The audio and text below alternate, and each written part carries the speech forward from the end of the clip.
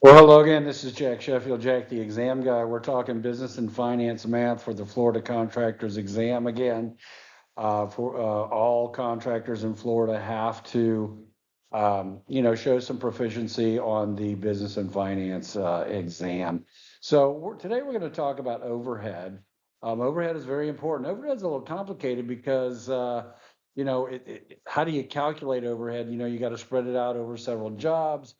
And how do you assign it to a particular job and know what your overhead's going to be on any one particular job? Well, that's what we're gonna talk about today. All right.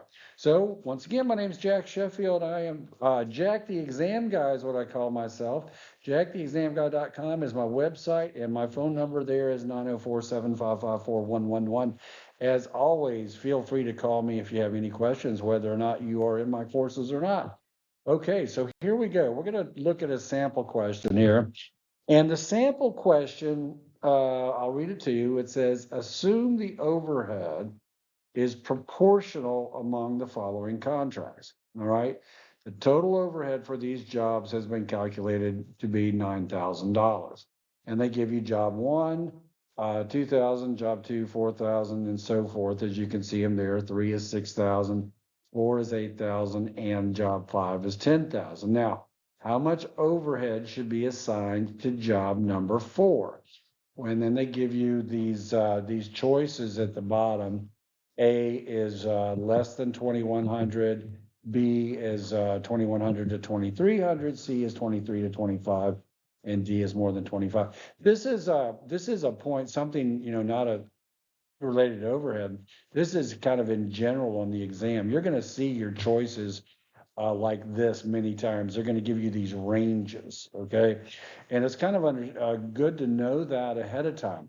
The reason is, let's say you've got a calculation and the answer to your calculation was, 5,000. You say, okay, well, 5,000 was my answer. That's more than 2,500. I'm going to go with 5,000.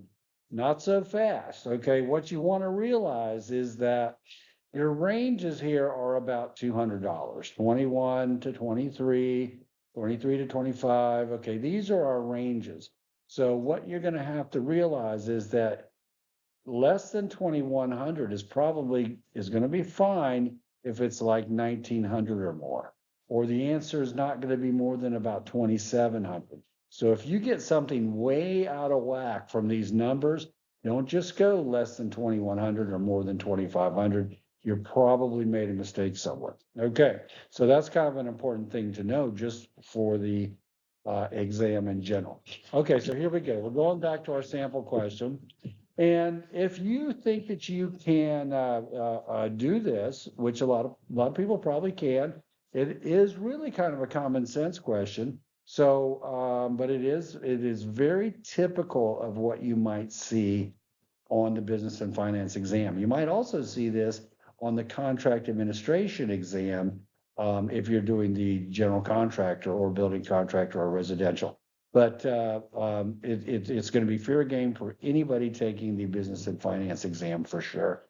So if you want to see if you can figure it out, go ahead and do your calculation and then come on back and I'm going to walk you through it. Okay, so what we want to know is is what percentage of sales does job four represent? Okay, so in order to do that, we have to figure out our total sales. So we have 2,000, 4,000, 6,000, 8,000, 10,000. We're doing $30,000 in total sales amongst these five jobs. Okay, now what percentage of sales does job four represent?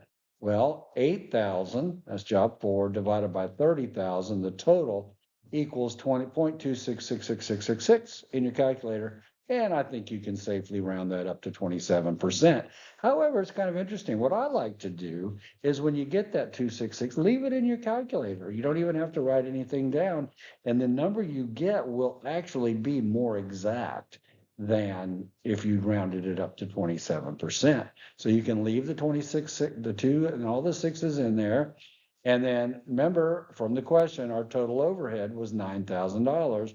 So 26 and change or 27% of that $9,000 is what should be assigned to job number 4. So we multiply the 27% or the decimal here by 9,000, and we get 2399.99, or we can safely round it up to 2,400. And that is really about all there is to it. It's kind of common sense if you think about it, but on test day, you might get stressed out and and go, what in the world are they talking about? All right. So how much overhead should be assigned to job 4? And we're going to choose choice number or letter C between $2,300 and $2,500. Okay, I hope that helped out. There's lots more of this kind of stuff in my course, and I appreciate your listening to this video. Jack Sheffield, jacktheexamguy.com.